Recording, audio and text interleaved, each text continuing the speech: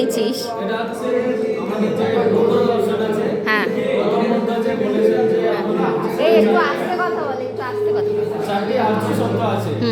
আমাদের দুঃখ আছে, দুঃখের কারণ আছে, একদম। দুঃখ নিবৃত্তির সঙ্গ, হ্যাঁ, দুঃখ নিবৃত্তির উপায়ও আছে। একদম। তো আমরা এখানে দুঃখের কারণ যেটা আছে আমরা এখানে দেখিয়েছি যে আমরা আমাদের যে দুঃখের কারণটা কিভাবে হচ্ছে, যে চক্রাকারে আমাদের জন্ম, আবার হচ্ছে মৃত্যু হচ্ছে, আমাদের অজ্ঞানতাবশত আবার জন্মগ্রহণ করছে। হ্যাঁ, আমাদের যে সেই জ্ঞানটা ফলে আমরা পূর্ণ মুক্তি লাভ করব। জন্ম ও মৃত্যুর মাধ্যমে আমরা ওই জ্ঞানটা যে আমাদের অষ্টাঙ্গিক মানে আমাদের এখানে দেওয়া আছে, এই আটটি যে যেগুলো আছে নিয়ম দেওয়া আছে, ওইগুলো আমরা ফলো করলে আমরা এই জন্ম ও মৃত্যুর হাত থেকে মুক্তি লাভ করব। বাহ, খুব সুন্দর, বোঝানোটাও খুব সুন্দর হয়েছে, খুব ভালো। আচ্ছা, পরেরটাতে?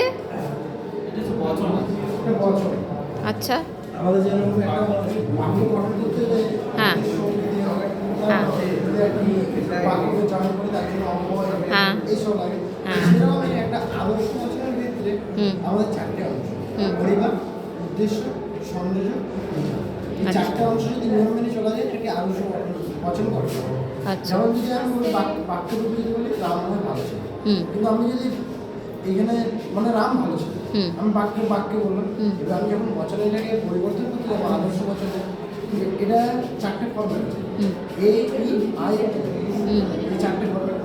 এই ফর্মেট হচ্ছে কোনো বিশেষ ব্যক্তি, বিশেষ কোনো ক্ষেত্রে এই বচন এই বচনের ফর্মেট হচ্ছে সকল। আর সেরকম রাম একজন বিশেষ ব্যক্তি, সেই জন্য এক্ষেত্রে সকল বোঝায় রাম হয় রাম একটা আদর্শ বচন।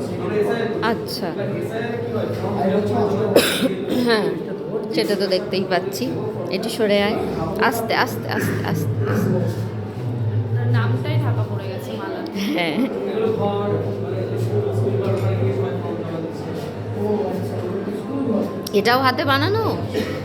না না ওটা হচ্ছে